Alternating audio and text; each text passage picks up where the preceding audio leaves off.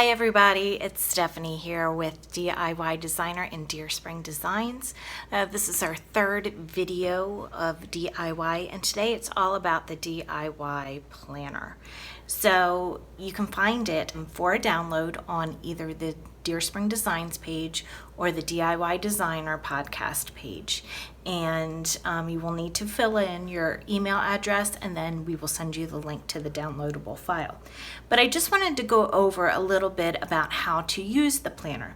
So it's 8 pages long, and you can make as many copies as you need, and you can even pick out different pages to print out multiples of, and I will show you later which ones you may want multiple copies of. So once you print it out, feel free to punch holes in it, put it in your happy planner, put it in a binder, whatever is easiest for you to keep track of everything, because at some point it may get a little thick. You're also going to want to put a zippered pouch like a pencil pouch, or potentially even a Ziploc bag in your binder or in your planner, and that way you can use that to hold all of your receipts, because budgeting is a big deal in the DIY world. Set up a Pinterest account. This is a great place to go get ideas for your design, and what you can do is organize them in Pinterest under different folders, and then when you find the colors and stuff in the real world, you can put them in your planner to help you create the images that you really love in Pinterest.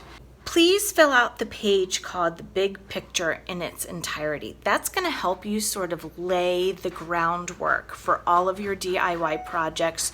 You're planning for your rooms to make sure that one room flows into the other very cohesively, to make sure your color combinations flow together. You know, you don't want Home Depot orange in one room and then, go totally traditional in another room and have everything clash. You want it to flow. The next one is on your big picture page. Please use that to define your home goals for the year. So if your kitchen's really bothering you and that is the biggest obstacle you are currently trying to overcome, let's go ahead and put your kitchen on there. And it may not be a total rip down of cabinets and replacing countertops. It could be just painting your cabinets. It could be changing the wall color. It doesn't have to be a total renovation for it to be one of these projects. Use your monthly planner and assign each project to a month or two. So if you're gonna do something like a kitchen, I wouldn't do it right before Christmas or around Thanksgiving. I actually did that once. And we actually started it in September, but there were delays in getting our appliances in.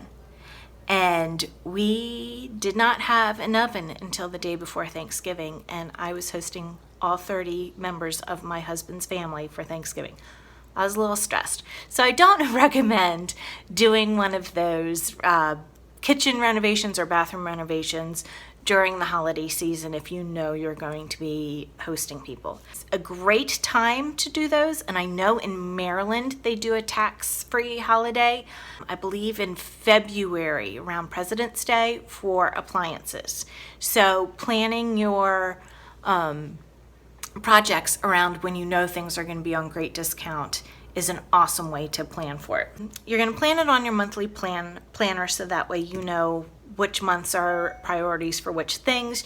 You're not going to want to do outdoor projects in January, most likely, if you are living somewhere north of Florida. Most likely you're also not going to want to rip out any windows in that time, even though I've done that too. And you're probably not going to want to do any work in your attic in the middle of the summer, because it will be a gajillion degrees up there. So use that monthly planner to help you decide what projects get done at which time. So then the next thing you're going to do is, as you choose paint colors, go to your paint color reference sheet. You can write on there what room this particular page is for, and this is one of those pages you are probably going to want to print out multiples. Have one for each room. You're going to put your wall color on there, ceiling color on there. There's a place for you to place your paint chips, which is especially helpful if you are going to add furniture, add drapes, anything that requires a color coordination element, you can have it all in one page and take it with you to Joann's if you're making your own stuff, or to Home Goods, or any of the other stores where you might go to get some of those additional accessories. As you choose paint colors, just make sure that you also list on here the manufacturer, because it does change. So if you know that you used Benjamin Moore White Dove in your living room, and then you go to Home Depot and you're like, oh, I'll just do a color match, they're never going to be exact. So make sure you put the brand on there, so when you have to go back and get more paint for touch-ups or whatever have you, you know exactly what type of paint you need. And if your paint is more than a year or two old, it's liable not to match anyway because of fading. Just be cognizant of that.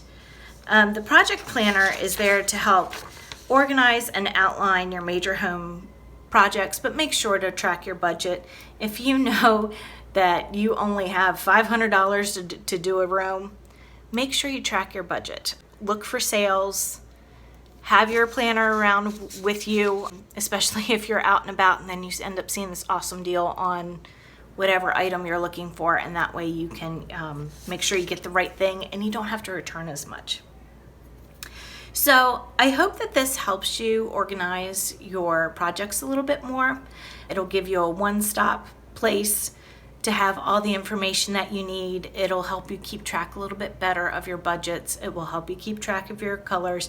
It'll help you mentally plan, and that way you don't feel so overwhelmed. Take one room at a time, and you'll also want to take into consideration any projects that have to be done before the projects that really bother you.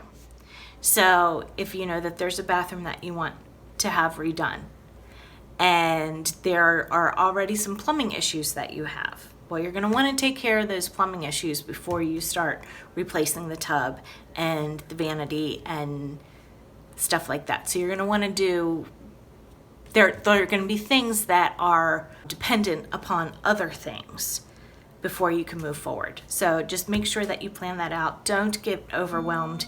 Baby steps. If you have any questions as to how to plan your DIY projects, feel free to message me on Facebook, either through the DIY Designer Podcast Messenger or the Deer Springs Designs Messenger, or you can DM me on Instagram. Thank you so much. Happy planning, and let me know how your projects are going.